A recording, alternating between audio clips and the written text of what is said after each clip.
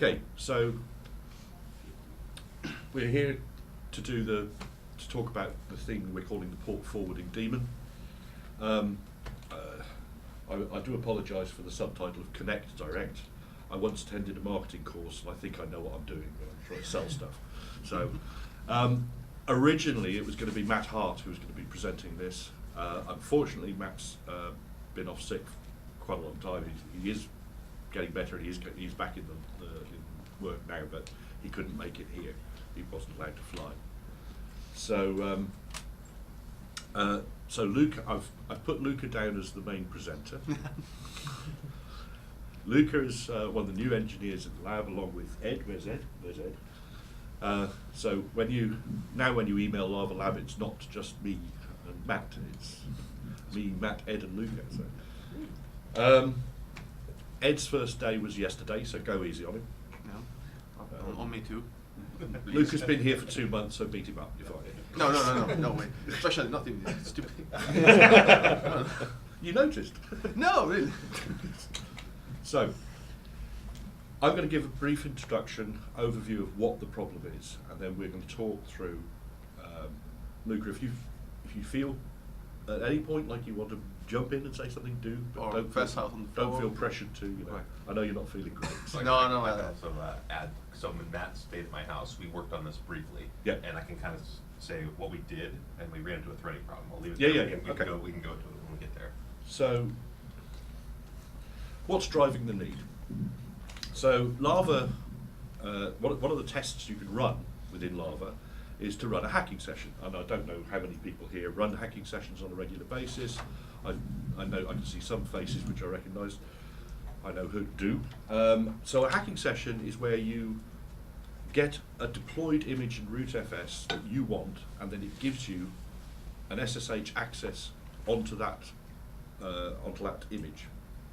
But the problem is that involves you SSHing onto a server in the lab, which for various reasons you might have sudo access on, which you then SSH from there onto the board. Now, that's a potential security hole. There's things that could go wrong. We used to, the box you land on is a dedicated hack box. It's not really anything other than it's just a server running currently Ubuntu for some odd reason. History. And so what we want to do is reduce the number of people who have access to the lab at that level. Okay, it's just on one server, but the potential there is that, that they could see, particularly with sudo access. I'm not actually assuming that anybody is going to be malicious. It's the things you can do that you don't realise can upset things in the lab. The risk, I guess, if I may, it's not probably from the people that actually can legitimately access the boards or the lab, but it's from those that may not be known to us and find a way in and then do something.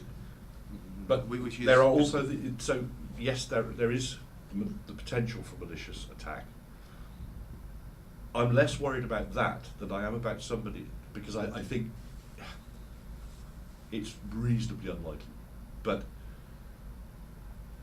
the worst thing for me is that you could switch a device off. If you issued the wrong PDU command, you could switch off the router. Yes. Is the router on PDU? Yes. We actually had a problem where somebody logged into the router and typed reboot with sudo. And We did. Yes. Yes. And then we lost connectivity to the lab for a while because the interfaces came back up in the wrong order. Yeah. But so the other part of this is that managing the problem on router, on Hackbox, but managing users, and there's so many users on Hackbox now, it's just unreal. That's an admin overhead that we don't really want. The other thing that I see is that when you try to get somebody to understand they have to use their SSH config with a .lava to essentially do this work for them, that causes a lot of headache for you guys because they say, well, it's not working. Yeah. I can't get into the lab. I don't know how to. Yeah, so typically what people will do, because what a hacking session does when you submit it, it gives you an SSH line to use, and it will always be an SSH root at 10.x.x.x, which is an internal address of the lab. And people think that that's, if you don't know, you don't know. So they just sit there at their own console and go SSH root at 10.x.x.x, and then there's some other sort of SSH options, and they go, well, it's not working. And we've learned by experience, the first question is, have you SSH'd into the lab? Oh, I didn't know I needed to. So this would also allow us to give a line which says SSH minus P and a port number, and just go and to the lab address, and then just go straight onto the. Well, then they don't have to configure the SSH agent key forwarding through that, because essentially they don't have their key installed on hackbox a lot of times. Yeah. So they'll even get to hackbox and try to do it, and then it rejects their key because they don't have it installed. Well, so if you SSH minus A, minus cap A, Yeah. you can do it. But if you don't and you haven't got your, Yeah, it's an SSH config thing that I think Yeah. that confuses people. So the solution, or our proposed solution, is to provide ad hoc port forwarding. The port daemon would, in my world, my brain, you would actually configure it with a range of ports, which you would be the ones that would, just a pool of ports that you make available for the daemon. So we would, the API would actually allow you to say, I need a port to forward to this IP address. And it would then set up the IP table routing and forward it to that address. And then when the session has finished, release it back to the pool, which gets removed from the IP tables. So you guys thinking you want to do IP tables? So you'll have a box that. Well, I'm on, if I may, we've had several ideas now to go and rework a little bit the lab organization network-wise. So we've come out with some ideas, and we are trying to compartmentalize as much as we can all the parts. So in our ideas, we should have a dedicated entry point only for this. So this is intended as a way in for occasional needs, not for a daily basis use, not for administrator use. Administrator use should be rooted on a different path with different privileges and so on. Right. And of course also with different security. This is intended exactly for people that want to run hacking sessions, they want just access one device, and we want to restrict for this purpose as much as possible the access. Okay. That at least is Yeah, what we discussed. We're not My running this idea. on router reloading IP table rules because that could end badly. But Yeah, well, and that's why we said that the router, since we currently have just one router, which is basically managing the whole infrastructure Too for much. the lab. Yeah. Yeah, too much actually, and we need to separate probably some of the current functions of the router to different points, and have it just do its job on just routing packets Right. where they need to go. From there, we can then move on and have this kind of approach. Yeah. So in my idea, I don't know if that's, but I think we Well, we mostly discussed. agree to it. This port of access for the port forwarding daemon would have a dedicated IP address, public IP address that will Okay. be separate from the router one. So you put it outside the firewall, Yeah. or you No, expose No, no, it. no, It no. will be So it will be a It will have a firewall different on its IP own. address to the normal lab IP address. Okay, I see. We basically will we just use one of the IP addresses we have in the range of the lab Mm. just for that. Okay. The rest and the main way that usually packets and all the rest are separated on another. So we yeah, have on another 12 machine. external addresses for the lab. Okay, so when Matt and I worked on this, what his thought was that you would take a range, a port range, sorry, and then port forward that onto a box that does this stuff, right? So you guys want to do it on another public address and Yes. just kind of move it up. I'm fine with that. I Yeah, mean, I think that makes sense. It gets over a whole load of the potential security issues. Yeah. And also the potential screwing up the And whole that lab makes network. sense why you want to use IPtables now, because what we had initially thought is we did a simple Python TCP socket server where we could just do the mapping and basically proxy to a different port, and we take that connection and just do it. Problem is, Python and threading, when you start spinning up other instances, we were getting weird stuff, like we could do it once, but then if we tried to set that same port again, it was like still held, like we did socket errors, like something was still holding the socket. So maybe IPtables is a better way.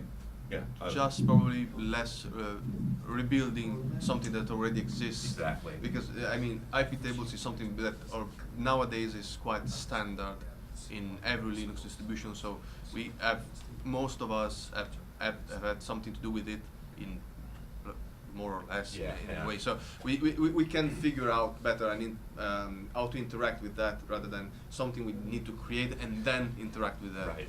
So just for a matter of need. Yeah, well, I think it'd be faster too, and you don't have to invent probably. anything. Right? Besides, we can just insert and remove rules on the fly, and they are already immediately active. Yeah.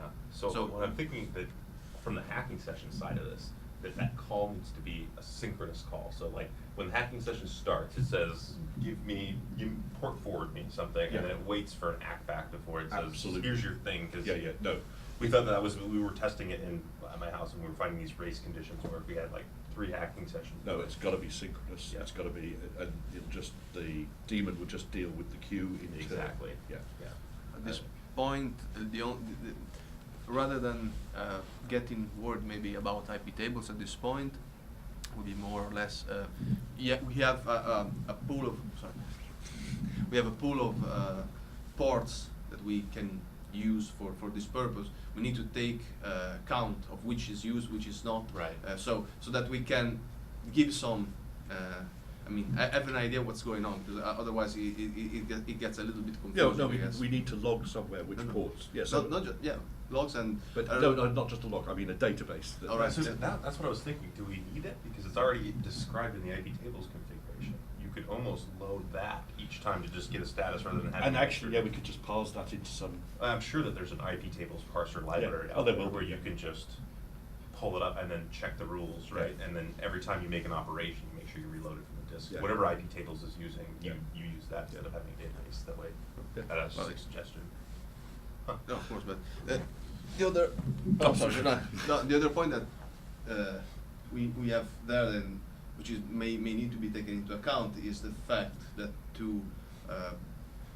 we are going to rework some things, and also another one is IPv6 and LDAP, which is something that in the long term we plan to introduce both for use in the lab as infrastructure and for testing, I guess, because it's something that probably will need to be tested on the devices. So and that's probably what I wanted to say about. Well, so what I was going to say here was we are over the next. We've got a long-term goal to move to LDAP and also start supporting IPv6 within the lab. There's actually a session to talk about that later in the week on Thursday. And I am not an IPv6 expert. We've got one sitting right behind us. Ed will talk about that on Thursday. But if I understand correctly, and do correct me, Ed, because I'm still learning. With IPv6, you've got your public IPv6 part. You've then got this local link, and then the internal address, and you can set up firewall rules which allow you to directly address or not. So you can directly address one device from the outside world by an IPv6 address. It's pretty slick. And then you just close the firewall down after you've finished. So then that's the only device you can land on. Yeah, that's great. So that's the thought for IPv6. Yeah. That's so. This only applies once we've gone there. So there is no translation, right? There's no actual NAT Yeah, that's as we use it, but it's like there's no ARP either. It uses multicast. Okay. So, of course, writing the daemon is great. We have to have some way in Lava of saying, talking to the daemon and going and getting this the port. I haven't even thought about an API, to be completely honest. The API would be very simply just talk to the daemon and go give it to me. But in terms of Lava, it's not going to be in JSON. It's going to be something in the dispatcher itself. Well, now that's the question. Do we want to do? I mean, so I think in the new dispatcher, absolutely. But in the current dispatcher, with this LDAP stuff, the thing I don't like about the hacking session now is you have to put your key in the JSON file, right, as a parameter. It's your public key. Sure, and that's fine, but people are like, oh, this is this huge long key. If you've got a 496-bit key like myself, it's gigantic, right? And it's this big ugly job file. With LDAP, if we could figure out what user has run the job, then we can query LDAP and pull the key. Yeah. So I'm thinking, something like that might be a little bit cleaner to do. So, given the timescales we're probably looking at for the port forwarding daemon, just because of resources and the rest of it, we might be moved over to LDAP. So there's two sides to LDAP, right, which we're going to talk about in another session. But one is access to the lab, to the infrastructure of the lab in some sense, and the other is logging into validation.linaro.org. That's a completely orthogonal issue. So we're treating those as two completely separate projects. I see. So I think the Lava integration with LDAP actually already has the key information there. Right. So we could just pull it right from there once you guys switch over. We'll talk about that Okay. at another point, because I want to talk about switching over and how long and how quickly we can do it. Yeah, absolutely. So in terms of Lava integration, I like that idea that we can actually use. Then it's like, here, this is a hacking session. You don't have to tell me anything else about it. It just knows. And then you get the port forwarding daemon, and it just says, here's the string you copy. As long as the user has an entry in the LDAP. Well, they would have to have an entry in the LDAP to have logged into validation.linaro.org and submitted a job. Even if they are will integrate. Yes. even if they are external to Linaro. It's compulsory. If they're external to Linaro, they still have to have a login and have to submit a job. Even if you're external to Linaro, you can request an Linaro account, even if you don't have any Linaro.org email address, so you still use LDAP to authenticate. So pretty much that's where we're going. That's our thoughts. I think when you guys were looking at it, there was a different set of thoughts, and we've been discussing it quite a bit over the last few weeks. Yeah. And I think we've started to get an idea of how we can do it in a safe way, and in a much, I think, a cleaner, simpler way. Yeah. So I'm thinking now about this a little bit more. If we put a signal handler in for this, so it was like a Lava test shell API where you could make the call to the port forwarding daemon. Not only would this be good for hacking session, but let's say you're running a web service, like you're testing something, and you want to be able to look at it without having to SSH port forward the port 80 on your target device. You could simply, in your test definition, just ask for the port to be opened.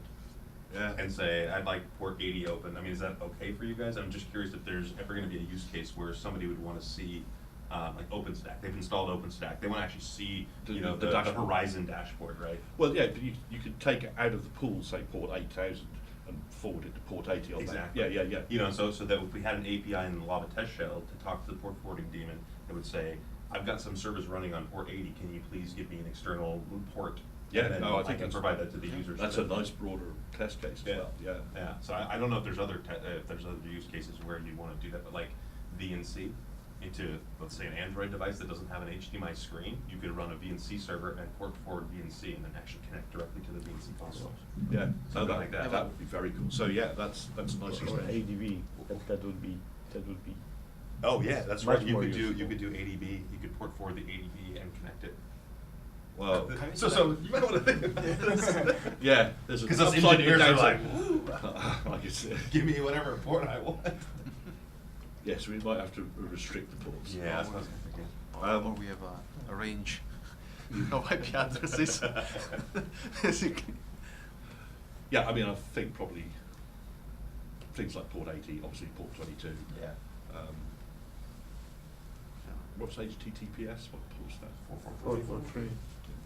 Well, everybody knows it. Never like that. Yeah, it was a long night, that's why I can't remember. Yeah, so, any other thoughts? Is it the right thing? I mean, I think it's the right thing to do, for sure. Just